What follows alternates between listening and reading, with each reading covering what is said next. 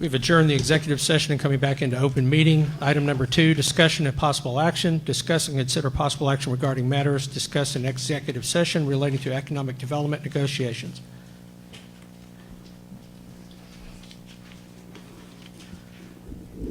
Don? I make a motion. Oh, can I make a motion? Yeah, sure. I'll make a motion that we instruct the administration to continue negotiations on a topic from executive session. Is there a second? Second. Discussion? Question has been called. All in favor, raise your hand. All opposed? Thank you. Motion passes.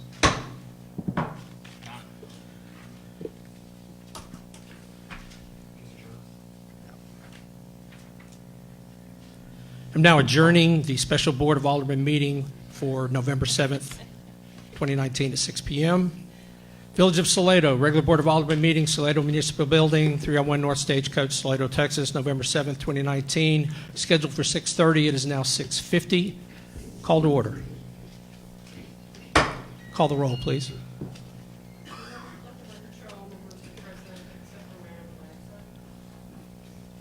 Thank you. Reverend Haney, welcome. Would you please give our invocation this evening? Thank you.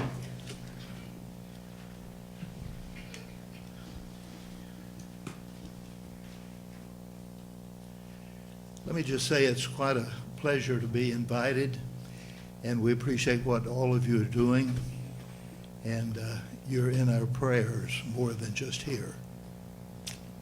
Shall we pray? Our Father in heaven, we're so thankful for our village. Some of us have been here for a long time. Maybe our appreciation for it is perhaps greater than some of the newcomers. But we pray, Father, that we will take care of the village and that people will continue to want to come here because of its uniqueness and its beauty. And Father, we pray the blessings upon the council. We know that their work is not easy, and they devote much time, even much more time than we realize, in their work, trying to guide our community in the best way they see fit. Be with them, Father. Be with them tonight in this meeting. And Father, thank you for the wonderful country that we live in, the greatest in the world. Help us, Father, to keep it that way, to never give it away and never let it be taken from us. And now, Father, use every one of us in serving you to the best of our ability.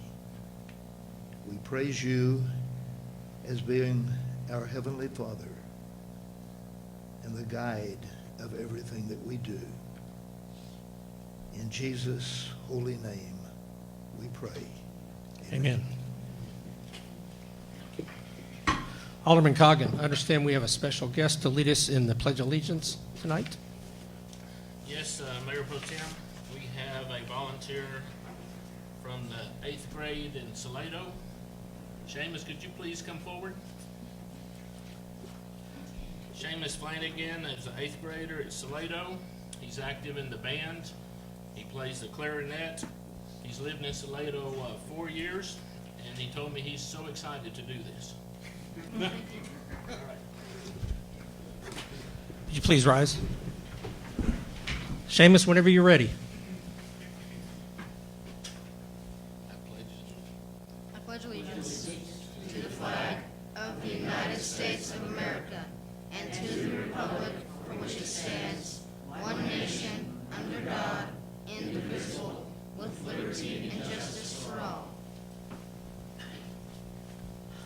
On the Texas flag, I pledge allegiance to the Texas, one state, under God, one and indivisible.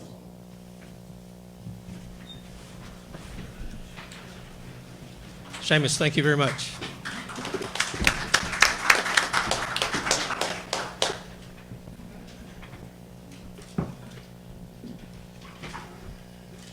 Number 1, citizens' communications. The Board of Aldermen welcomes comments from citizens on issues and items of concern not on the agenda. Those wishing to speak must sign in before the meeting begins and observe a 3-minute time limit when addressing the board. Speakers will have 1 opportunity to speak during this time period. Speakers designed to speak on an agenda item will be allowed to speak when the agenda item is called.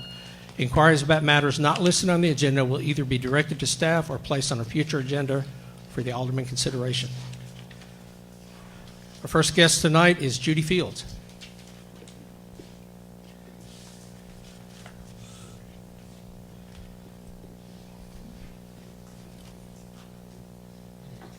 Judy Fields, 818 Blaylock Circle, Salado, Texas.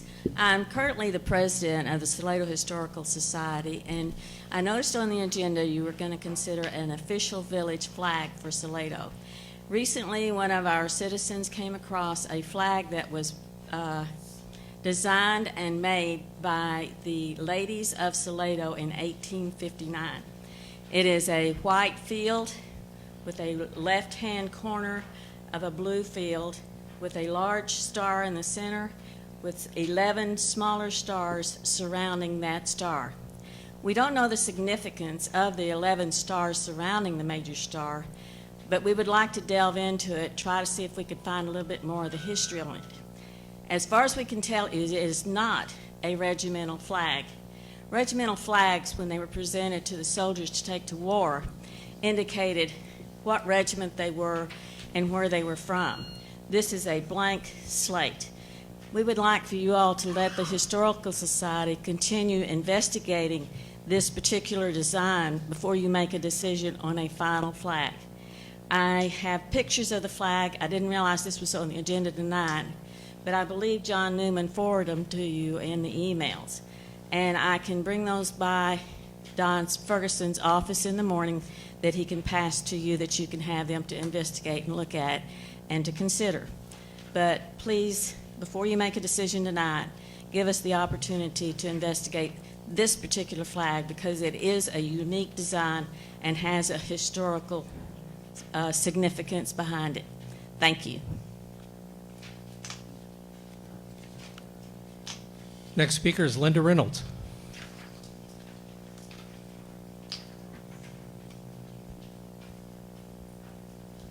Linda Reynolds, 507 Santa Rosa. I'll be very brief.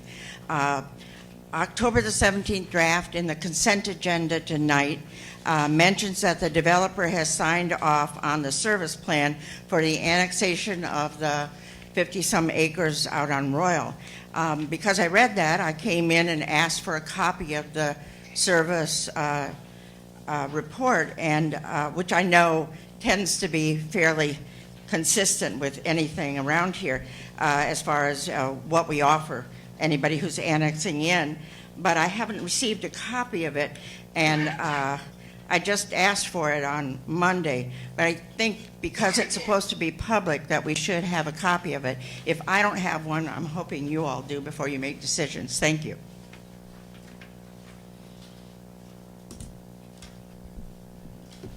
Item number 2, the consent agenda, approval of minutes of the regular Board of Aldermen meeting from October 17th, 2019. Approval of minutes from the special Board of Aldermen meeting of October 17th, 2019. I'll entertain a motion. Motion to approve is presented. Is there a second? Second. Any discussion? Question. All in favor of approval of the consent agenda, raise your hand, please. All opposed? Thank you. Consent agenda is approved. Status reports. We'll start with Don. Yes, sir. Let me run through very quickly. First of all, we'll start off with the staff report on the wastewater project. Connection activity remains somewhat slow. Approximately 50% of the properties have connected or are in the process of connecting to the wastewater system. Feedback we're hearing is people are waiting to see what happens tonight as far as impact fees go. Crews working on Main Street Improvement Project have hit 2 of the village's sewer mains in recent weeks.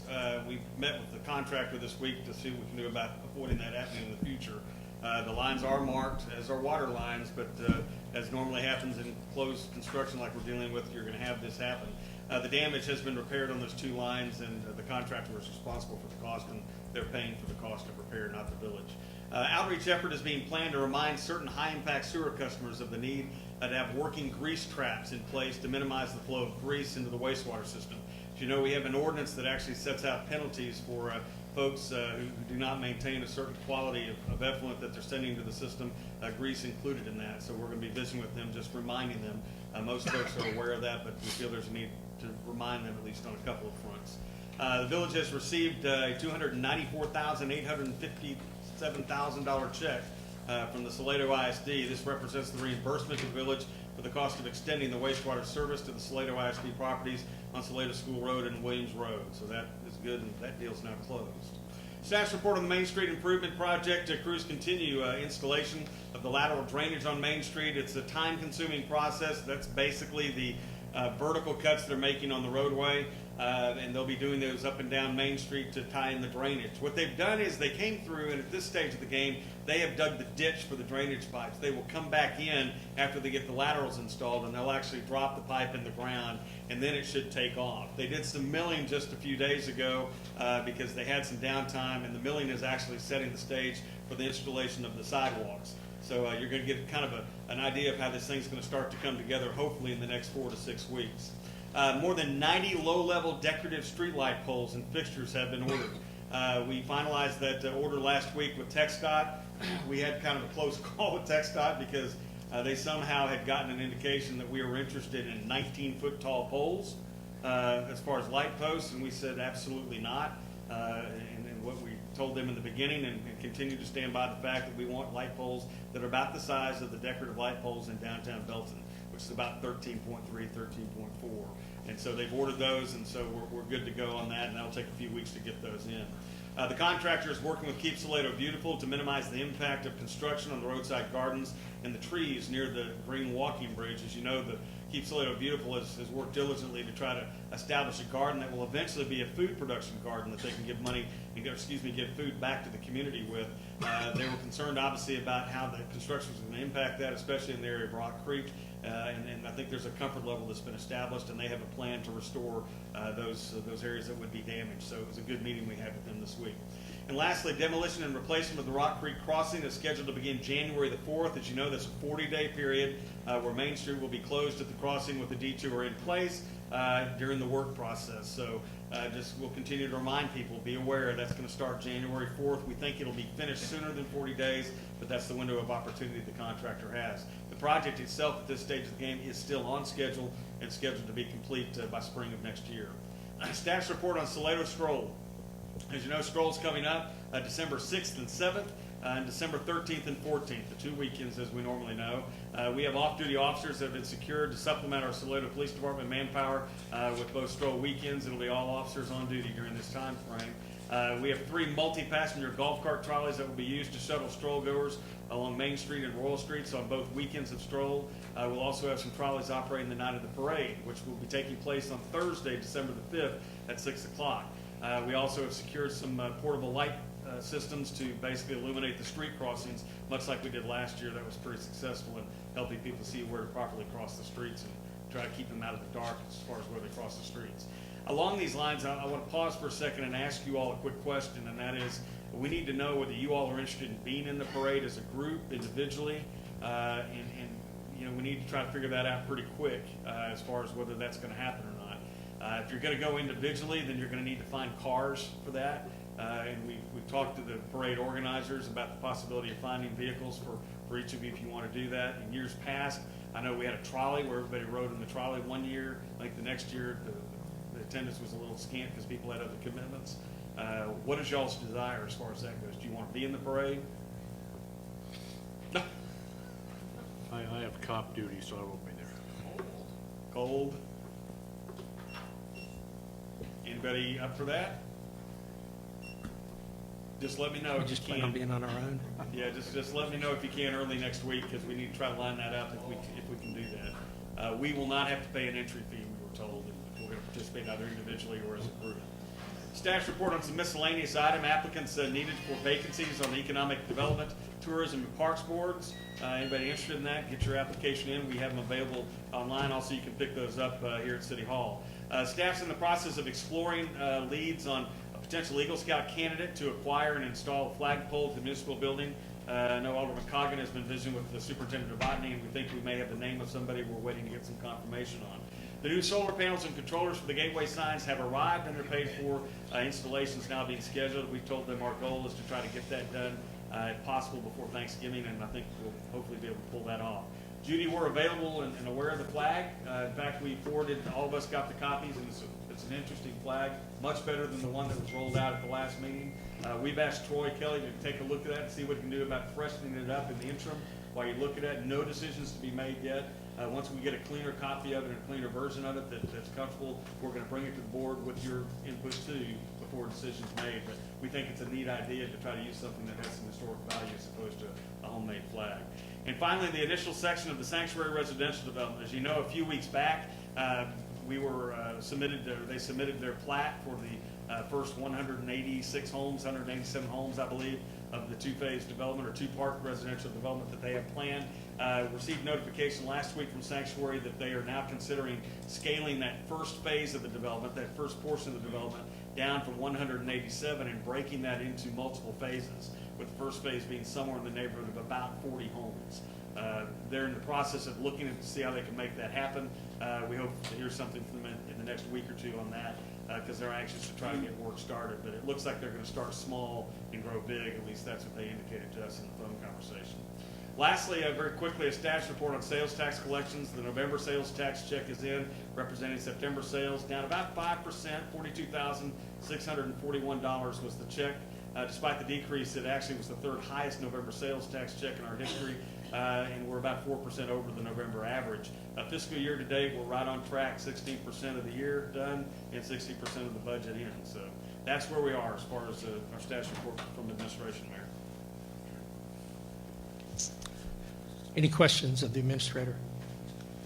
I have a question for you, sir. Back to sanctuary, is there any inclination of a start date at all? I mean, With this move towards scaling back from 187 to 40 to start off with, no. Prior to that, they were supposedly waiting to get some financing locked down and to get people in town for a ceremonial groundbreaking. But the latest we had, again, it was as of last week, was they were looking at that 187 to see how they can break that into multiple phases, and then we can get back with us in the next couple of weeks. thank you. On that same topic. Yes, ma'am. Have they sent us, I guess since we haven't seen a plan, but do we anticipate leaving in there that improvement to the entrance that goes on to Royal Street? You know how we were talking about the stop signs with Yes. the improved entrance? That's gonna have to still occur no matter how many residences. Yes, absolutely will. I think their intent is this. Their intent is to go ahead with this first phase, this first 40 homes, at least the discussion we had last week, is that they would go ahead and build the main entrance in. They would defer building the exit because they're going to be under 50. They're not going to be required to provide secondary exit for 40 homes.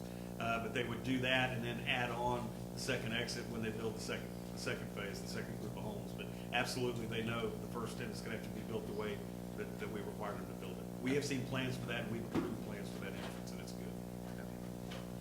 So that means all that traffic will come down Royal and won't go out the back way. Initially, for the first 40 homes, if they submit that. And is there a reason why they didn't know this like 2 months ago when they promised us they were already going to start groundbreaking on the 15th of September? Can't see inside their head, Alderman Bell. You can probably see through it. No.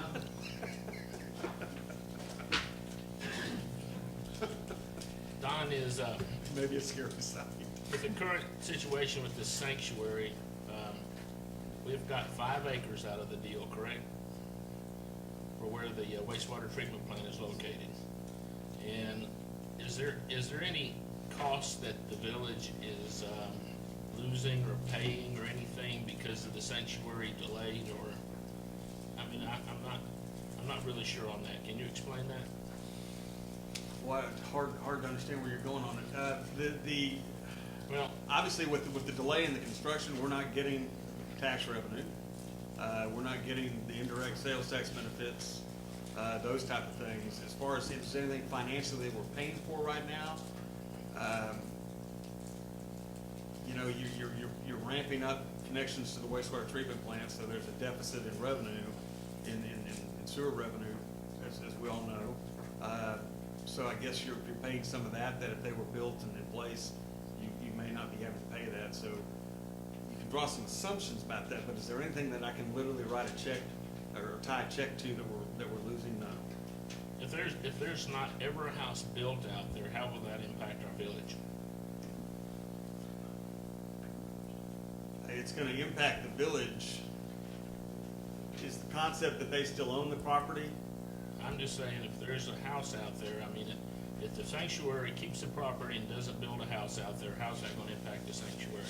I mean, the village. Second question is, if they sell it, is the sanctuary agreement transferable so the next developer will keep that agreement? Yes, it is transferable. Okay, It is answer that. transferable, and then the first part of the question is, you're losing tax revenue. That's the only thing And we're sewer losing right revenue. now. Yeah, and sewer revenue. Because keep in mind, they have to pay impact fees, or at least a percentage of the impact fees. They're putting in their own sewer infrastructure, but they're not exempt from the impact fees, so they've got an obligation to pay an impact fee. And that will be a percentage of the higher impact fee if that's the route you go as far as raising the impact fee. You're gonna be out a portion of the property tax because, again, they had a property tax abatement in place. So you're gonna be out sewer revenue too, as far as monthly sewer revenue. Is there And no anything? and certainly not as much traffic on Royal Street.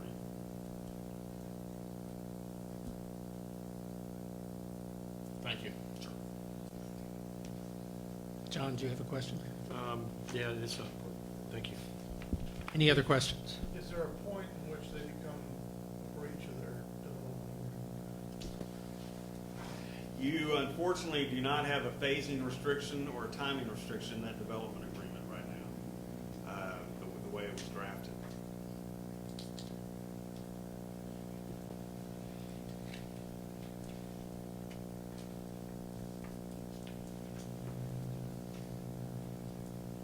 Done with questions? Chief Boone, how are you this evening? Ready for your report?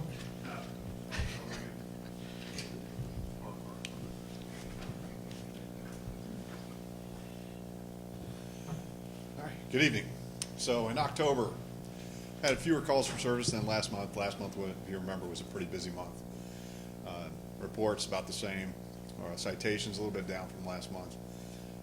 Amongst those citations, 58 of those were warnings, about 69%, which is what I expect to see. You know, we're normally in about the 60 percentile on warnings, which we're really trying to get out there and advise people of the traffic violations that they're committing, and not so much penalizing them for it, especially if it's a first-time offender. We're required to, by Texas law, to keep a documentation of any traffic stop, so we know if they've been warned before. If they've received prior warnings, obviously that changes, but for the most part. Priority 1, 2, and 3 response times all very similar from the previous months as well. You'll see the calls for service, and again, just a slight uptick, and I think, you know, just with expanded area, with the school district area, Williams Road, and we're handling calls. We're responding a lot more calls than I guess what was previously being done, according to my officers that were here back then. Traffic citations, you see the trend. And crashes, we had fewer crashes this last month, and again, that's unpredictable. It's just, I was expecting to see more today. I don't think we had any today, knock on wood. So, our response times are priority 1, keeping it about where I want to see it, under 4 minutes.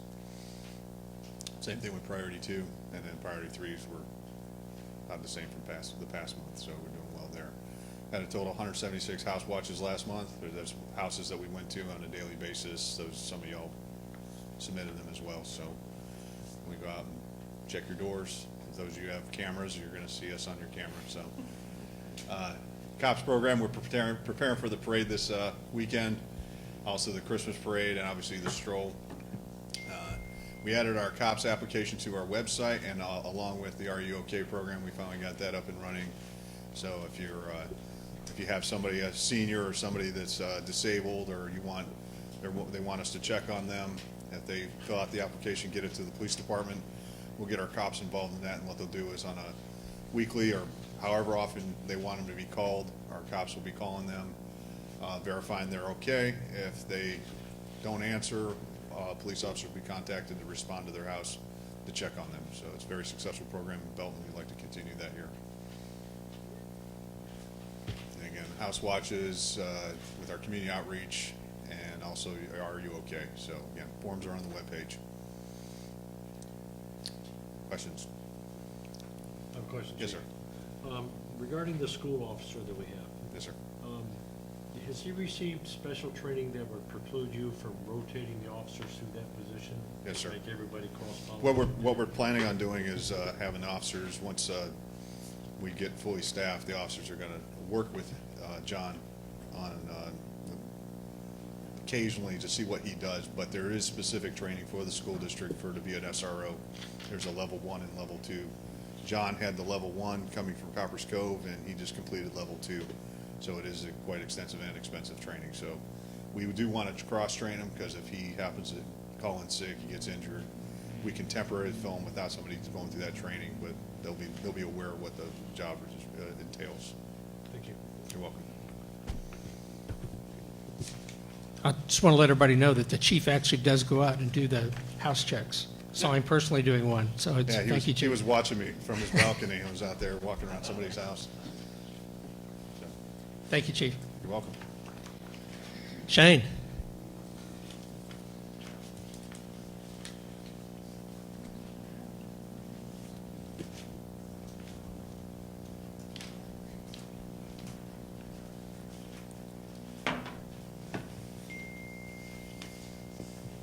Good afternoon, Aldermen and Mayor. I have my report for the month of October. We had a very busy month, calls. We had 26 EMS calls in the city. We had 32 in the county. We had 4 fire calls in the city. We had 18 in the county. We had 11 motor vehicle accidents in the city, and we had 14 in the county. So October was a very busy month for us. So, amongst all the fire prevention and safety, we had, I don't know how many classes we had come to the station, and we actually went out to all the little schools and went up to the elementary. So we had it was a busy, busy October for us. So that's my report. Any questions of the chief? Thank you, Shane. Thank you. Chadley? How are you this evening? Doing well, yourself? Great.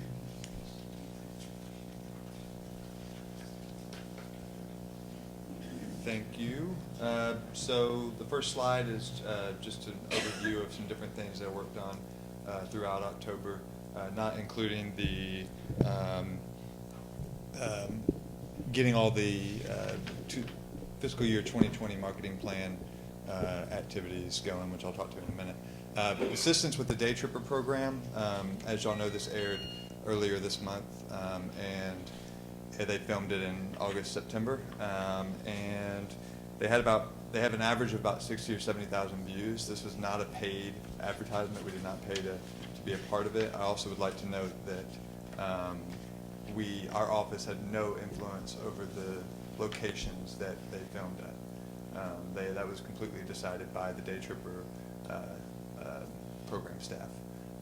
Begun coordinating the 2 Fourth Friday events, Raw, Royal Street Art Walk, and Sip and Shop, trying to infuse them with a bit of just help, marketing help, and try to make those events a solid monthly weekend introduction to Salado for folks who are visiting. Begun working with the Chamber of Commerce and community members on Christmas Stroll this year, marketing, which we'll talk about in a minute, also with programming, different things that are going on throughout town, entertainment, putting together a comprehensive program for the event as well. And then you can expect, I kind of touched on it last month, but you can expect a full overview of the new messaging for 2020 in January. I'll have that for you at this meeting in January. Some key successes for October. 2,300, this is all as a result of our digital marketing. 2,300 unique, which unique is a word that tech people use to define new. So those are new people that have not yet visited our website. 2,300 new people to the website, and this is just in October. And then our posts on Facebook, they've seen 15,000 views, and that amounts to about 500 views a day. So you can do the math on that. And then just a note on our current campaigns and upcoming campaigns. You'll notice the current paid, this is all paid marketing campaigns. All of the ones that are running right now are focused on STROLL. We've got social media advertisements, billboards, the 3 billboards that I mentioned last month, and also a promotion with Austin Monthly, which includes both digital and print. I forgot to mention last month that our relationship with Austin Monthly, I'm excited about it. In addition to distributing within subscribers and different places in Austin, they're also in about 10,000 hotel rooms. And so that is also an audience that we're reaching with this. And upcoming paid marketing campaigns, we've got search advertisements beginning in February, as well as more social media advertisements in February. And then the last slide is some upcoming events that I'm sure you're aware of. Scottish Gathering this weekend. I've been trying to help as much as possible with the museum, though they deserve all the credit for everything that's going on this weekend. I'll have the trolley out. Fourth Fridays as usual, and then we've got several Thanksgiving events going on later this month. And then of course in December, Christmas Stroll, which we're expecting it to be as good as, and hopefully better than last year. So that's all I have for you. Any questions for Chadley? I have a question for you, sir. Uh-huh. So you've been at the helm over a year now. Steering Yeah, the tourism. yeah, So yeah. are you seeing any trends that are developing that will change your proactive approach that you're doing in tourism? In terms of the marketing Yeah, just or in visitors? general. Yeah, so our people have been engaging with let me talk about social media first. Social media our engagement has increased dramatically, and it's remained consistent, which even though we've been growing our follower count, typically you'll see engagement drop off, but we've seen it continue to grow. People are engaging with our ads. I have seen a remarkable change in the way the community is interacting with the visitors. They seem to be more enthusiastic. And yeah, those are the 2 big changes that I would say I noticed. Yeah. Okay, thank you. Yeah.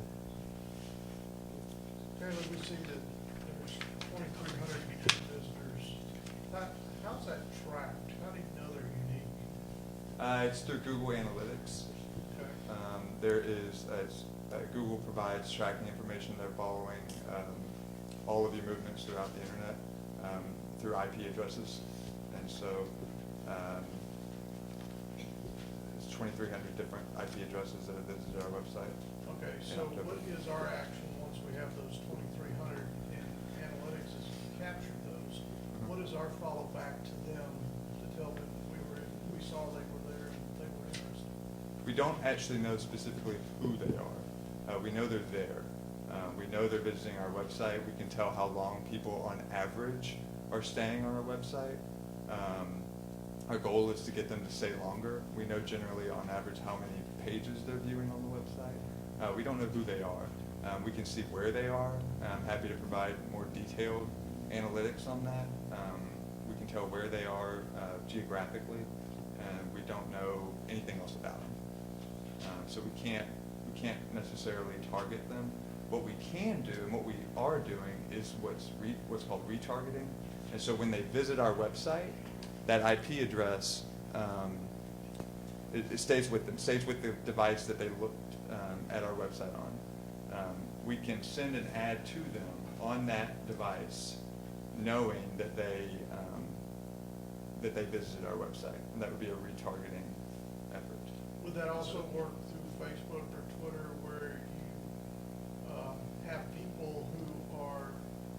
geolocated here would get Facebook advertising through the visitor center.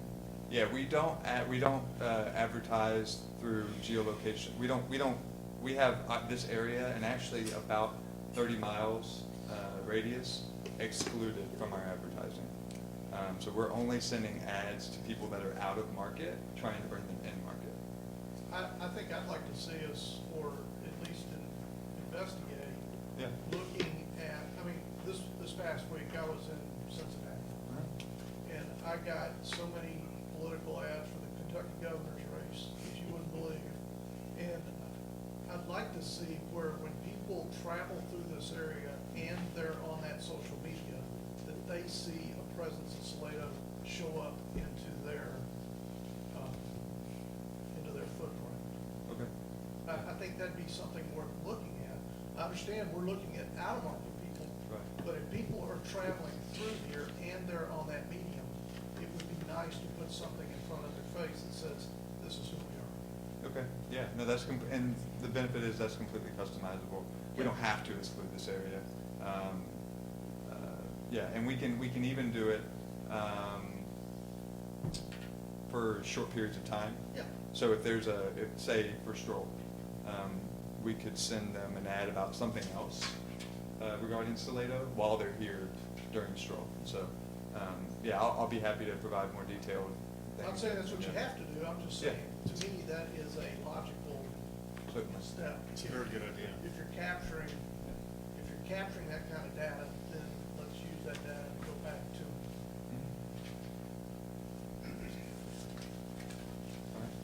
Any other questions for Chadley? Chadley, great report. Thank you. Thank you. Appreciate it.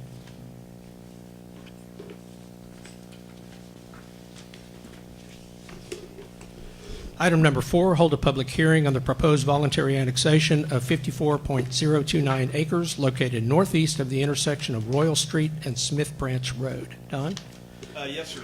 Mayor Pro Tem, members of the board, members of the public, this is the formal public hearing on the proposed annexation of the 54-plus acres located at the northeast corner of the intersection of Royal Street and Smith Branch. As you know, as part of this process, we're obligated to go through and brief you all on the service plan that has been available at City Hall for public consumption. Linda's the only one who came by, and I missed her. I sent an email Tuesday, but I don't think it's sent. And I know that John had mentioned me, Darlene was looking for it, and I forwarded Darlene one late this afternoon when he mentioned that to me. So, not a problem at all. Let me run through the service plan. She hit it exactly on the head, and that is it's pretty much the same plan as the other annexations. We're not offering them any more services than anyone else in this community from that standpoint. Police protection, I'm obligated to go through this, so bear with me. From a police protection standpoint, the police department will be providing law enforcement services to this new development upon annexation. The Bell County Sheriff's Department, the Precinct 2 Constable's Office also provides supplemental law enforcement services. And of course, this new development will be subject to the provisions of our municipal court. From a fire protection standpoint, including emergency ambulance, obviously the village does not provide the fire service. We have a volunteer fire department that provides service to that area and will continue to provide service to that particular area.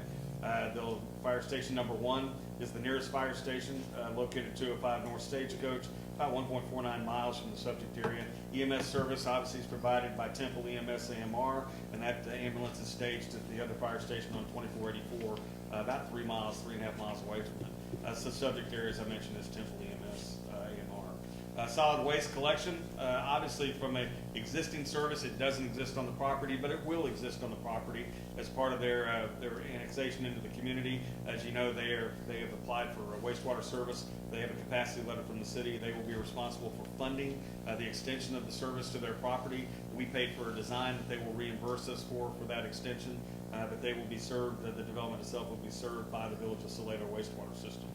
Water service, we obviously are not in the water business. Salado Water Supply Corporation will be providing water for this particular area.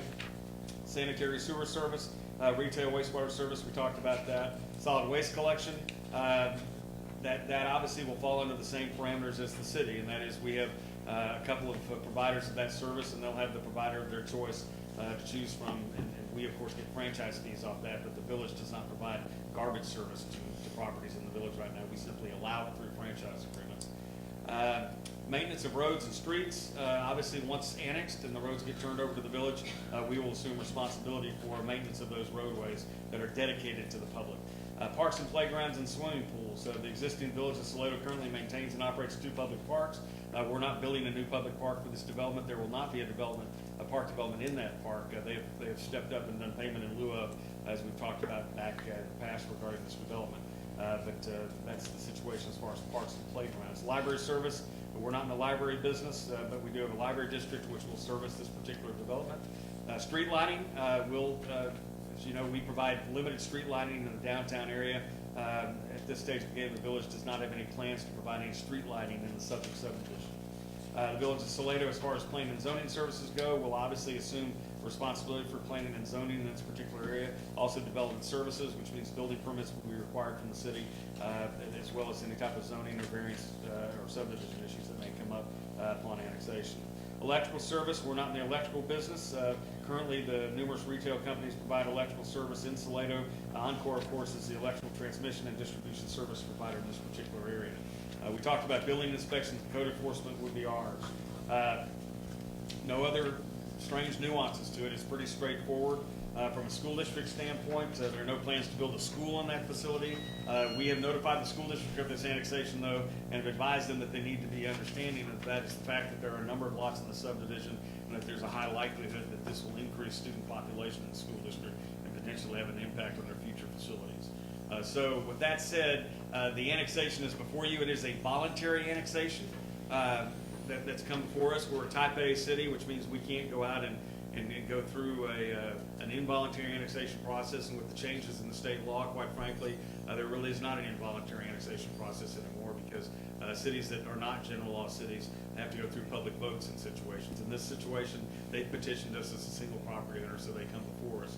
The difference between this and the school district annexation process is this, and as we were required to have a couple of public hearings in the old law, the new law says you can have one and you can approve it on one reading. So tonight is your public hearing. This is your opportunity to take public comment, and then we have an ordinance that follows this particular item on the agenda for you to consider to annex the property in. Mayor Pro Tem. Any questions of Don? Mr. Don, on this vote and everything, we have 3 options. We can approve, we can vote no, and we can abstain, right? What happens to this addition if we vote any one of those? Well, obviously, if you vote to approve it, then it goes through the annex. It's formally annexed in. We go in and adjust our boundary map, start the process, of preparing for the development of that subdivision. If you vote it down, obviously, part of the agreement for wastewater service is that they're in the city. And so if they remain outside the city and you vote this outside, then they're not going to get wastewater service. And if you abstain, it's as good as a failure from that standpoint. It really is an approval or denial. Okay, thank you. Any other questions at this time? Public hearing is now open. There will be 3 calls. This is the first call.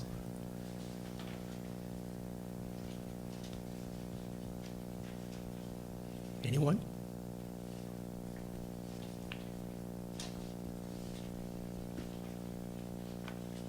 Second call?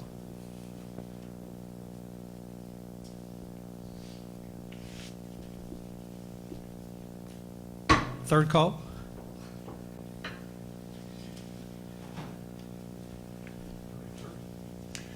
Linda Reynolds, 507 Santa Rosa.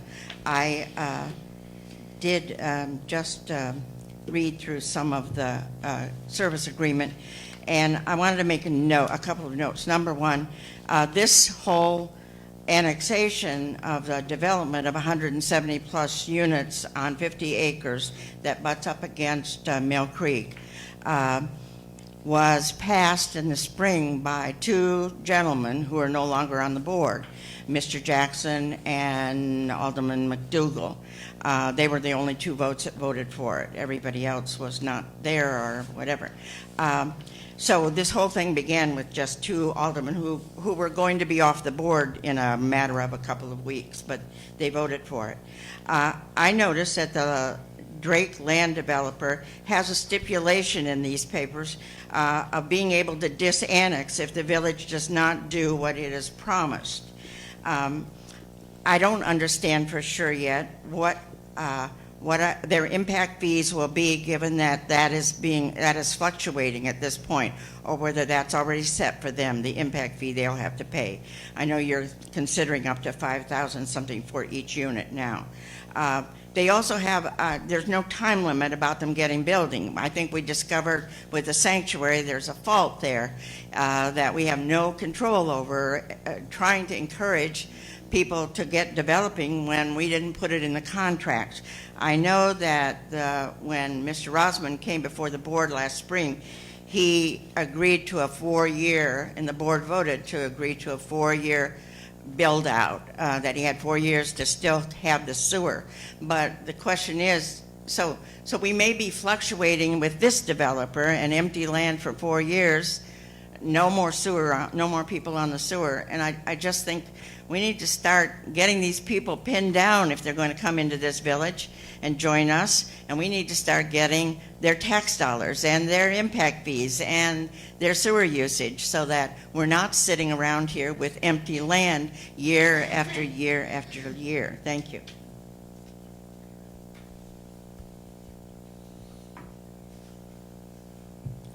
Last call. Public hearing is closed. Item 5, consider approval of an ordinance of the Village of Salado, Texas to annex under Chapter 43 of the Texas Local Government Code 54.029 acres located northeast of the intersection of Royal Street and Smith Branch Road, owned by Drake Land Development, LLC, as further described in Exhibit A, in Bell County, Texas, lying adjacent and contiguous to the present corporate limits of the Village of Salado in the village's ETJ in Bell County, into the incorporated municipal boundaries of the Village of Salado, Texas, including the following findings of fact: effective date, repealer, severability, and proper notice and meeting. Don? Yes, sir. Mayor Pro Tem, members of the board, members of the public, this is the annexation ordinance that we referenced. We had a couple of quick modifications to it, just in some reference, code references that we passed out. You have a corrected version on the dies, nothing significant. Basically, this is the ordinance that annexes the property. A quick response to some of Linda's comments very briefly, and that is the provision regarding disannexation is something that's required by state law. So if we don't provide the services to development, the property owner has the opportunity under state law to request to be disannexed. So we've got an obligation to provide service to them. This is not a development agreement that you're considering tonight. This is an annexation that you're considering tonight. You've already looked at the development plan, and that's been approved from that standpoint. He has a capacity letter that sets out the requirements relating to his impact fees, and he's obligated to pay impact fees on his development. So it's before you tonight for your consideration to annex this property. And my understanding is they have builders lined up and are ready to proceed very soon as far as construction. Any questions of Don? Yeah, Don, in regards to the comments come in, I believe the first step to collecting revenue is annexation. Absolutely. Okay, thank you. We have no access to the revenue without annexation because they can't get service from us, and to get the service is what generates the revenue. Any other questions? Don, is this the only reading of this annexation?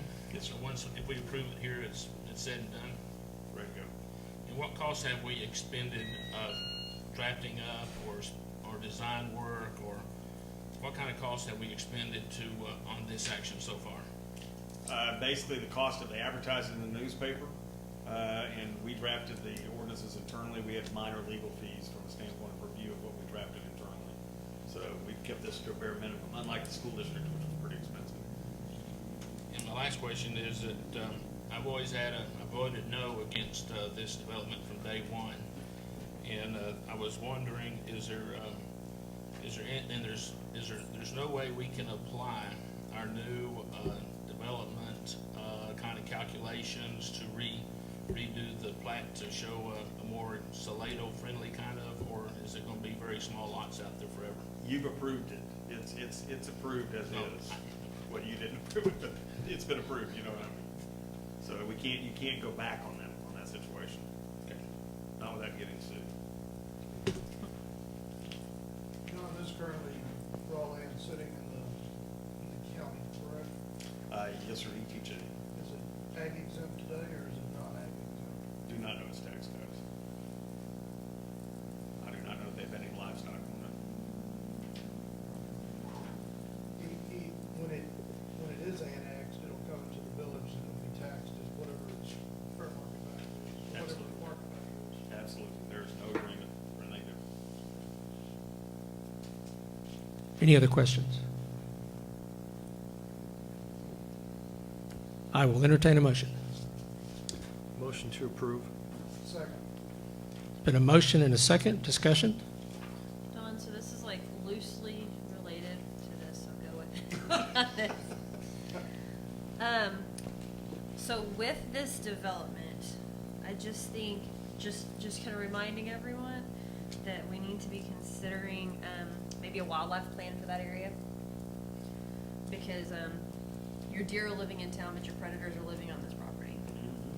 So it's gonna be driving a bunch of that activity into town. So it may not be a cost that we can add on to the developer, but that's something that we probably should look into because it's a very big tract of undeveloped land and we know that we've been having kills in that area. So because we're annexing this property and it will be part of the village, I think probably now is the time to look into that. It's just, Good point. Very good point. As a matter of fact, we were with the trapper yesterday on the property. okay, makes sense.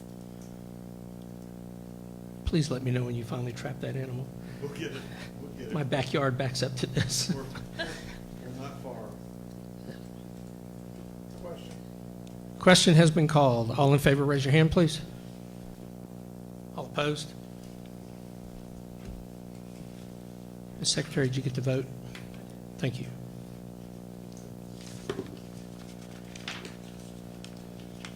Item B, consider approval of the second and final reading of an ordinance of the Village of Salado, Texas, amending ordinance number 2018-12 regarding impact fees for wastewater improvements that are attributable to new development in the village's proposed wastewater impact fee service area, providing for findings of fact, an effective date, severability, repealer, and proper notice and meeting. Don?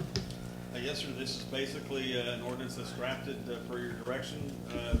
It's the second reading of the ordinance with modification that you had us bring forward for second reading tonight, so it's before you for consideration. I will entertain a motion. Move we adopt the amendment to 2018-12 as presented. Is there a second? Second? Discussion, please.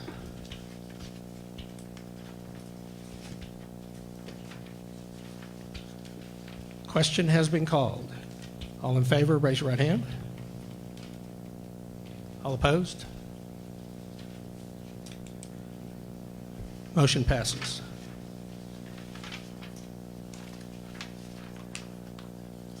Item C, consider approval of the second and final reading of an ordinance of the Village of Salado, Texas, amending ordinance number 2018-13 regarding mandatory connection to a public wastewater system, providing for findings of fact, an effective date, severability, repealer, and proper notice of meeting. Don?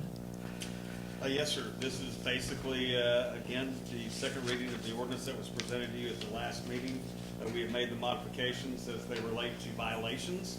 And just to refresh your memory, we had some pretty stiff fines that were in the original ordinance, and they've been brought down considerably.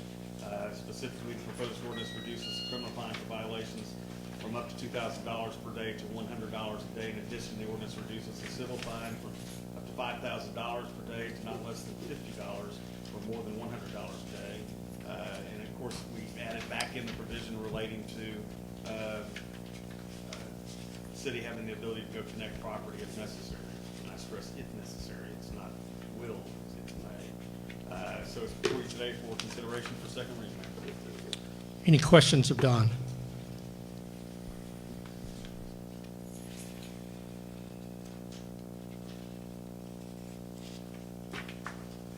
Give you just a second to go through any of the changes you might not have caught in the packet.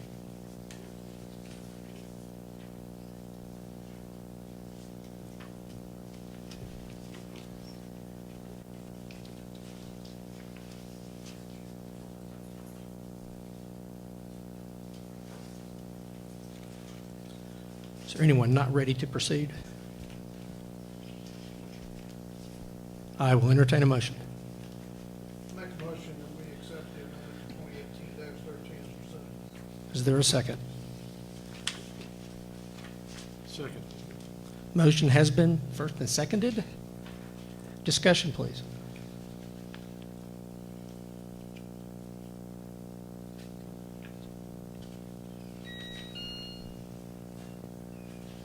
Question? Question has been called. All in favor of the ordinance, please raise your right hand. Motion passes.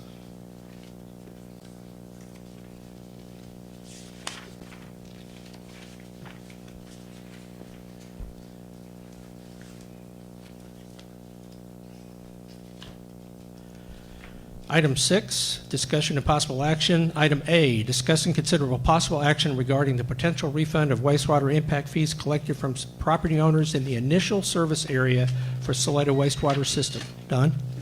Yes, sir, Mayor Pro Tem, members of the board, members of the public. As you know, you just took an action that basically modified the fact that the initial customers who had existing improvements on the system would not be having to pay impact fees. We've collected about $195,000 in impact fees from some of those initial customers at this date. Obviously, with them not having to pay those, there's a need to get that money back to those individuals. But we need your authorization tonight to refund that fund. We just can't go do that on our own. So it's before you tonight for your consideration. Any questions of Don? What's a timeline, like, a good timeline? How long will it take? You know, probably, I'd say a week to 10 days. We've already started prepping the mailing with our finance folks, but probably about 10 days. What's the total number of payback, amount of payback? 195,000 plus. Could we delay this until Christmas Eve, maybe? That would be a good present. Don, is it something you have done by the end of the month? Yes, sir. Hopefully then the next week. Because I'm getting calls every 15 minutes. Any other questions? I will entertain a motion. I make a motion to authorize administration to refund the fees in full by the end of the month in November. Is there a second? Second. Motion has been made and seconded. Discussion. Question. Question has been called. All in favor of the motion, please raise your hand. All opposed? Item B, discuss and consider possible action regarding the setting of a new deadline for properties within the initial wastewater service area to connect into Salado wastewater system. Don? Yes, sir. As you know, we had an initial deadline that was extended, and we're at that point where the extended deadline has come and gone. We've got about 50% of the folks that are either connected or in the process of through getting permits pulled, those type of things. We think it's important that you set a deadline for the remaining folks who've not yet connected, because keep in mind, the sooner they get connected, the sooner the revenue stream comes on, and the less the city ends up having to cover the deficit between what we're dealing with right now. So it's before you tonight for consideration of maybe setting a new deadline. Any questions of Don? Yeah, I got a question for you, Don. How long is, since the inception of when the line was put in, when was the start date for people to start connecting? We started in April with the understanding that they had to be connected, I believe, by July 1st. And then we extended that deadline to October. October is come and gone. So, It was almost 7 months, and not much has happened. well, but I think it's important to keep in mind, we said in the beginning, we felt like it was going to take some time to get this number of customers with the number of plumbers in this area. So, Well, I go back to what we said last time. I think we made a good faith move to obliterate the impact fees. So I would say, if we're gonna set a date, 90 days. I think that's generous. I think our generosity has come and gone, and I wouldn't extend it any longer, but that's just me. So John, are you recommending Sir? January 31st or February 1st? Is that what you're saying? 90 days. can I toss in the fact that you're in the holidays? And that probably should be taken a little bit into consideration because plumbers and such working during the holidays. I'm not as much worried about the property as much as them being able to find somebody to do it during the holidays. Maybe more the difficult piece, but translation maybe the end of February as opposed to the beginning of February if you're looking at February. Yeah, I have no kids, that's fine. Yeah. Any other questions? I will entertain a motion on item B. Motion to extend the deadline to what, February 1st?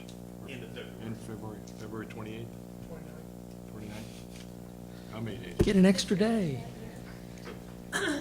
Is there a second to the motion of February 29th as the date? Is this really a leap year? You got the calendar. Is it really? Yeah. Okay. I'll second that. Has been a motion and a second to establish February 29th as the new deadline date for connection to the sewer system. Discussion? Yeah, what date are we going to set after the 29th? I mean, this is the third one that we've set, and I don't know, you know, we've dangled the carrot, we've been nice and extended, and we've got rid of impact fees, and still, there's a lot of people out there, I think, have no intent of paying attention to this deadline that we're going to be providing. So what happens if they don't meet the deadline? The deadline, if you do not extend the deadline, then they will be in violation of the mandatory connection fees, which those penalties begin to kick in that you just approved, the modified penalties. So where are we at right now about total percentages that of people that has tapped in, and You're about half. we're about half? And you're familiar with how many, I see a lot of activity out there going on, but not a whole lot of activity about seeing people that looks like they're digging their trenches and doing their installation. So, do you think we'll realistically be able to hit the 29th of February? I think you can make a significant dent in that vacant number by the end of February. And then we're gonna be prepared to go to the mat with these guys that don't make it and start assessing. You know, I'm just not there on that yet. Don, would it be helpful if we were to send letters to anyone who is not connected with this latest information? Our intent is to send letters out to everybody who is not connected based on whatever deadline you set. Okay. Much like we've done the first two deadlines for the entire. I suggest we make the letter a little bit more user-friendly and not say subject to $5,000 per day or total liquidated. That stirred up a lot of heartburn in the community. We can do that, absolutely. Say pretty please, can you? Very please. So the fines that we assess will come into effect March 1st. Fines that you set are going to go into effect in 10 days. So yes, they will be in effect March 1st. Okay. And the way it's currently set up is that it'll be up to $100 per day to a maximum of what the impact fee was set at. And as determined by the city, yes. And that would be the original impact fee as opposed to the new impact fee. Correct. So they're going to get another benefit of the doubt in that situation. They're going to get a lower impact fee on the fines. I will, there we go, motion, so I can talk. So I will state that this will be my last time for an extension. So, just publicly putting it out there, and I don't know about everybody else, but I'm really tired of extending it. I think that we've done our part. We've listened to community. But we need those connections, and that was from the get-go. Mandatory connections were a thing. We knew that people were going to have to connect. So people have known about this for 6, 7, 8 months. This will be my last extension. And Don, does the TxDOT construction, is it going to be complete? And if we have to tap in later, would that be an issue tearing up some of the existing new work that TechStop put in? Should not. I'm an engineer, and I didn't even think about that, but my wife asked me about that, earlier, and I was like, You're Nagy engineers, that's why. well, so, But no, in all seriousness, you should not have, there should not be an issue. okay. It's- Boys marry up, is all I can say.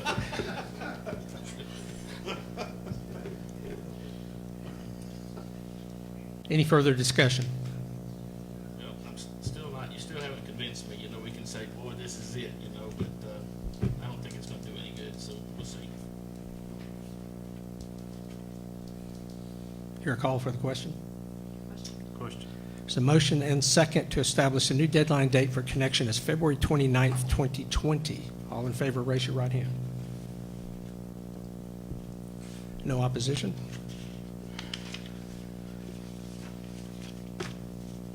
Item C, discuss and consider possible action regarding the proposed lease purchase of a patrol vehicle for the Salado Police Department. Don? Yes, sir. As you know, in the budget, we had money to go in and enter into a lease purchase agreement for another police vehicle. This time it will be a Tahoe that we're going to be acquiring. And you have before you tonight basically a resolution that needs to be approved to move forward with the lease purchase. It's rather straightforward. The way it's going to work is we're going to be paying $13,076 a year for the first 3 years, and then we'll purchase the vehicle for $9,000 in year 4. The one thing we're thinking about doing is based on the delayed delivery time of this vehicle. What we might do is we might use the money we budgeted this year. It's going to be 3 to 4 months before we get it, and they've got the agreement set up to pay on the 1-year anniversary of the order. What we're going to do is probably look at taking the money we have budgeted for this year, since it's allocated for that, roll that in and make it into basically a down payment on the vehicle, which will reduce our annual payments over the 3-year period down to about $6,000, $7,000 as opposed to $13,000, which I think will help us. So our recommendation is approval. The vehicle itself will be coming from Caldwell Country Ford under state contract. Any questions of Don?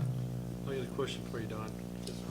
Is this going to be is this needed now for an officer who does not have a vehicle? Yes, sir, it is. Okay. And so the other question I have is when we get to the purchase time, what's the life left in the vehicle? Can anybody say? Well, yeah, I mean, we don't anticipate, by the time we get to year 4 on this thing, it shouldn't have more than about 40,000 miles on it, 40, 50,000 miles on it. We have the opportunity to roll it back in and get a new one and keep the roll deal, but I'm not real comfortable with that. So we still have plenty of life left in it after? Absolutely. Okay.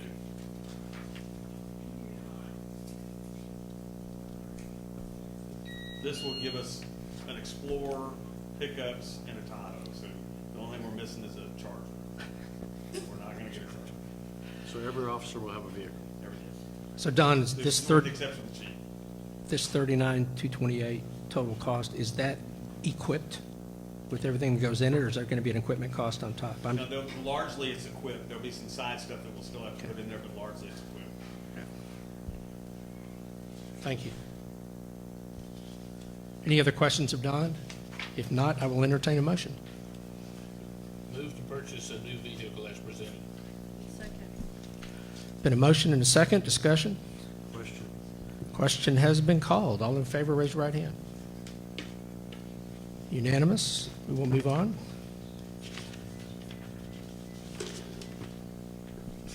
Discuss and consider possible action authorizing the mayor and village administrator to execute a letter of engagement with a professional audit firm to prepare a single audit for the fiscal year ending September 30th, 2019, and financial statements for the fiscal years ending September 30th, 2019, September 30th, 2020, and September 30th, 2021. Don? Yes, sir. As you know, we went out for RFPs, a request for proposal for professional auditing services, and we received 3 responses, one from Armstrong Vaughn Associates of University City, the other from Brockway, Gersbach, Franklin, and Niemeyer Temple, and one from Weaver and Tidwell of Austin. The proposals themselves were comprehensive, really 3 good proposals. From a cost standpoint, the projected costs obviously are not the ultimate deciding factor, but they're to be considered. And in that situation, Armstrong Vaughn was considerably lower than the others. All 3, in my mind, are very equally qualified. Armstrong Vaughn, I've had limited experience with them in one past city, just very limited. And from my exposure to them, they were fine. Weaver Tidwell, I believe, does the COG, and Brockway does a couple of larger communities in this area. Armstrong Vaughn probably does more smaller communities than those others do. Looking at it, the cost, as you know, this is a 3-year deal as far as doing the 3-year audits, the annual audits. But this first year, we've also got an additional audit that's going to be required as a result of the EDA grant, and that's called a single audit.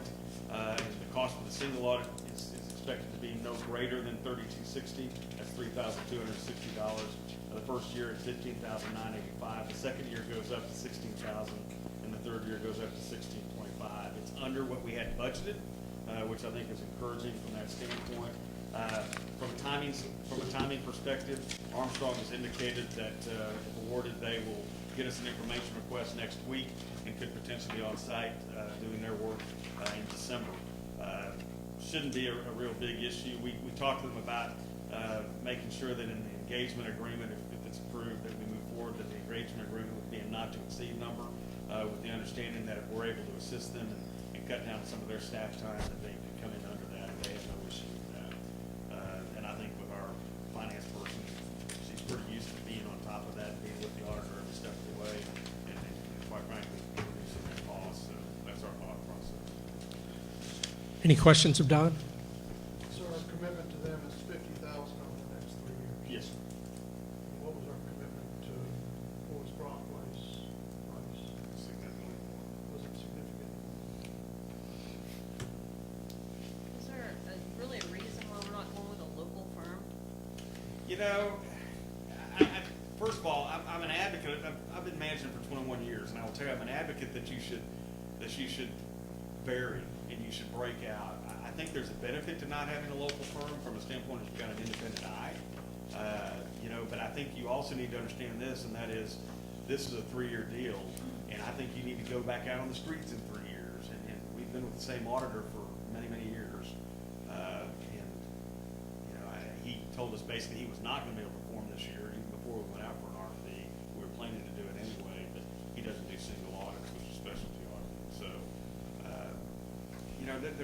there's no benefit to going local or not. It's a matter of qualifications, truly, and experience in dealing with certain side cities and others. Any other questions? The school district uses Singleton Clark, which I've had experience dealing with them too. They're not that firm at all. And we asked them to submit, just like we submitted requests for others to submit, and they indicated that they were not staffed at this stage of the game to handle an extra municipal audit. They've got more school too. Any other questions? Entertain a motion? I move we adopt the administrative recommendation on the audit. Second. There's a motion and second. Discussion? Question? Question has been called. All in favor, raise your right hand. Amber, did you vote? Just abstaining. Okay. Or and an abstain. Motion passes. Item E, discuss and consider possible action regarding proposed changes to the Village of Salado's zoning and subdivision ordinances. Don? We're fixing to go to P&Z with 2 ordinances. And one of those ordinances is the ordinance that's going to update our zoning ordinance to make it in compliance with the state law changes that took place relating to building materials. And so we're taking that to them, and we're obligated to take it to them, let them make a recommendation to the board, and move forward. We're not expecting any changes in that situation. We're going to make sure it's clarified as far as what provisions, what portions of that law actually do apply to historic areas and how they impact our historic district as it's identified and those type of things. So we've got that draft we're fixing to go to P&Z with.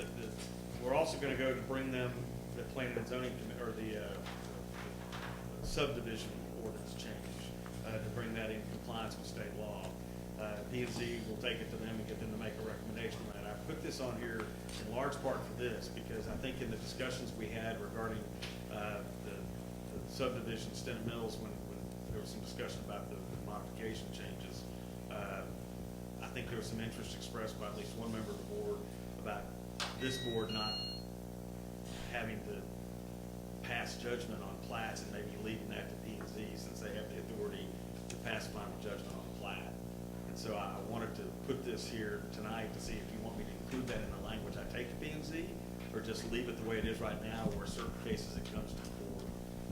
But I certainly wanted to toss that out now rather than later. Just so you all understand, it's going to be a significant issue with the subdivision ordinance change. And here's the issue. The issue is the fact that basically the legislature has said that you don't take longer than 30 days to process and approve a plat. And if it's not done within 30 days, then it's automatically approved. We have been very quick in our review process, you know, to get those through. Without the gun held to our head, we've been very quick in that process, and typically get review comments back in you know, in a week or two, you know, and are able to get it with P&Z meeting every 2 weeks and you meeting every 2 weeks, get it through the process pretty quickly. What is going to happen as a result of this change in law and the hard fast deadline that they've set is it's going to cause us to establish 2 days, and only 2 days, where someone can submit a subdivision plat for review and consideration. So we're going to set up a situation to the point where we're going to encourage and probably require, as part of the application process, developers to come to us and actually go through a pre-submittal review process to try to knock out some of these issues before they formally submit and the clock starts ticking. Because once the clock ticks, it's on. And so what we're going to do is we're working on a calendar, and we'll set up a calendar on an annual basis. We'll identify every year the days you can submit your subdivision formally for review and consideration to the point that we meet the deadlines. So you'll see that change in there. But I'll leave, unless I hear differently, I'm going to go ahead and leave the current approval process the way it is right now, with kind of a mixed approval process, in some cases with you involved, in some cases P&Z. So, Wasn't it a recommendation of our attorney, though, to leave that plat, to place that platting there? Wasn't that what most other municipalities were doing? I don't think he formally recommended that. I think what he said was you can do that there are a lot of municipalities that do that, and that is true. That is very true. There are a lot. I wouldn't say a majority do it. I think that it just depends. You're putting a lot of finality authority on, or final authority on an advisory board, and that's the only thing that's kind of different. I mean, right now it's kind of a mixed bag, because if there's a variance that goes through and those type of things, the variance typically ends up coming to you all in that process. You know, it's really how you want it. We've really not had any huge issues up to this point, at least since I've been here. I don't know about the past. I've been in cities where it's worked both ways, Rodney, and it's worked, you know, smoothly both ways. A lot of it depends on the strength of your planning commission, you know, and the strength as far as your codes and your processes and review process. Because keep in mind, in the world of plats, if it meets, as the attorney pointed out that day, it goes through. And I mean, so there's really the only time it's going to come and there's going to be a question is going to be when there are variances. And it comes down to who you want to approve the variance. Do you want the board, or do you want the commission? They're still going to bring you a recommendation on the variance, even if you restrain control.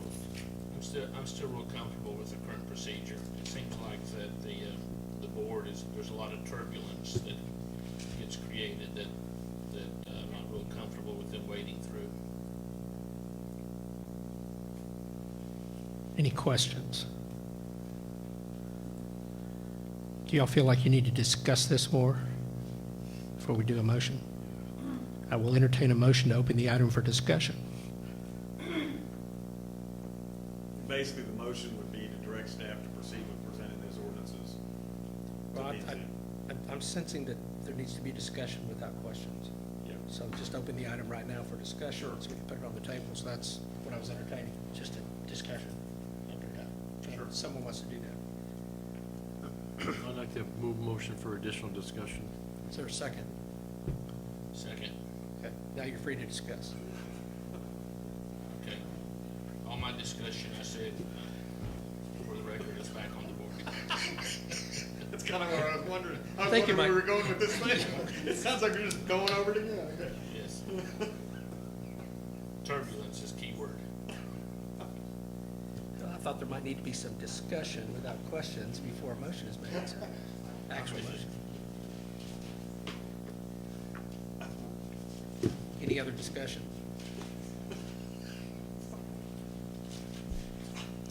I'll entertain a motion.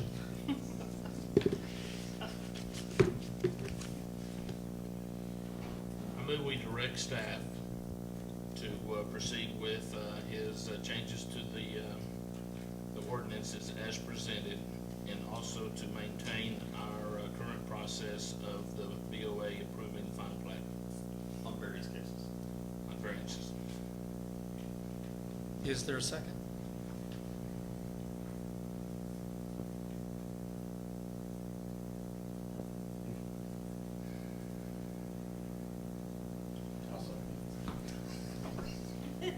It's too late. Do you want to go sit down? Y'all get this worked out. There's a motion and a second. Discussion. Question. Question has been called. All in favor of the motion, raise your right hand. All opposed? It's unanimous.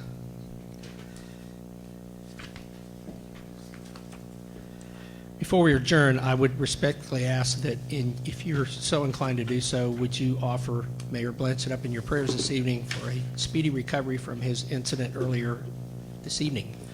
And with that, I will... Before you adjourn, let me point something out. And that is, your first meeting in December is the night of the STROLL program. Right, forgot about that. So is the desire to try to meet earlier or to set a different date? Can I talk? Is that a question or a discussion? Or? Well, I guess my thought process would be, that parade starts at 6. And normally the world locks down around here about 4:30, 5 o'clock in this part of the neighborhood during the parade. If we posted early enough, could we move to Tuesday? Sure we could. Tuesday? Could we meet that Tuesday instead of Thursday? I know there's some important business we want to conduct at that meeting. Yes. I'm good. Mayor, you good on that day? So our next meeting, or the first meeting in December will be, not the next meeting, well, it might be because of a quorum, but December meeting will be the first Tuesday, not the first Thursday.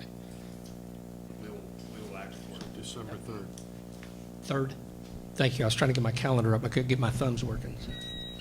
That's going to be a regular meeting. Pardon? You know, next year's like Yeah. That was the end of the time. I'll entertain a motion to adjourn. so moved. Motion to adjourn. Is there a second? Meeting is adjourned.